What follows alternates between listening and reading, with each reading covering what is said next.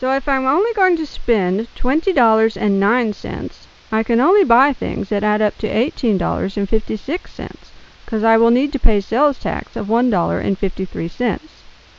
The first thing I'll need is some lumber, and for small projects I look in the Home Depot scrap bin. I nailed the boards together, and I painted them with paint I had left over from another project.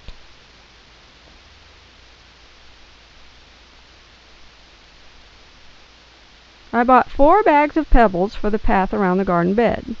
The bags looked like they were half filled with dirt, but I rinsed off the pebbles and now they look really nice. As you can see, I did all the work, all by myself. Okay, I did some of the work all by myself.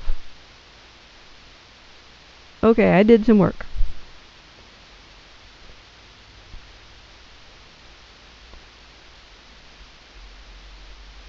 I dug down about a foot, added some compost, and put the dirt back in the hole.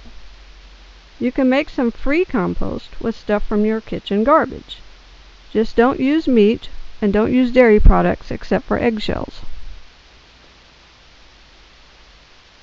Before I put the pebbles around the bed, I need to put something on the ground so that the grass won't just start growing up through the pebbles.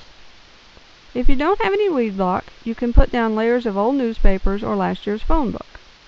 Some of you in college might not know about newspapers and phone books, but we used to get information from them before the internet. Another thing you can use to keep out the grass is empty trash bags. Again, some of you college students might not know what trash bags are for. This is the idea of the trash bag.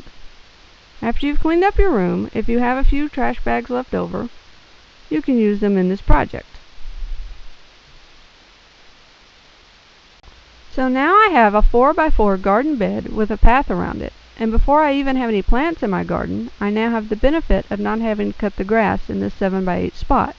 And if I had made more garden beds like this, I wouldn't have to cut the grass at all. And then all of my current garden space that mostly looks like that could look more like this. And my neighbors would be really happy if I won the contest and made more of that look more like this a lot sooner. Now that I have this nice garden bed, I can either cover it with plastic until I'm ready to plant stuff next spring, or I can plant frost-tolerant vegetables in the fall. According to small space gardening books such as Square Foot Gardening, you can grow all of this in a 4x4 space. And with the money I have left, I can buy packets of seeds for about half of those vegetables.